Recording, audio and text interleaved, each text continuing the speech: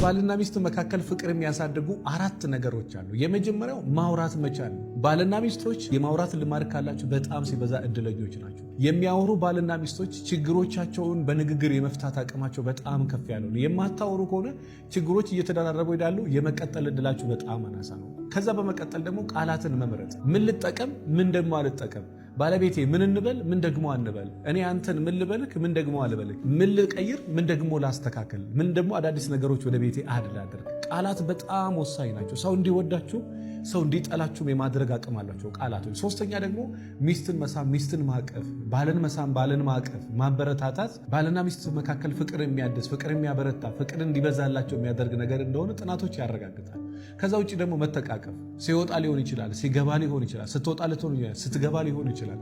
ሚስቱን ማቀፍ፣ ባለቤቷን ማቀፍ፣ ሚስቱን መሳም፣ ባለቤቷን መሳም፣ ሚስቱን ማበረታታት፣ እሷም ደግሞ ባለቤቷን ማበረታታት። እነዚህ በባልና ሚስት መካከል ፍቅር የሚያሳድጉ በጣም መሰረታዊ ነገሮች ናቸው። እነዚህ ነገር ከተጠቀማችሁ እመኑኝ የሆነ ለውጥ ላታችሁ ላይ ታያላችሁ።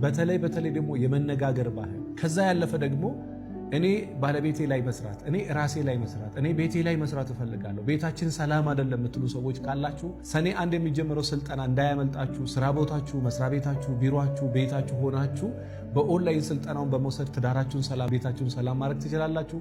ይሄ ቪዲዮ ለዘመድ፣ ለጓደኛ፣ ለቤተሰብ ላኩላቸው። ለበለጠ መረጃ 09774050 ላይ ደውሉ። አመሰግናለሁ።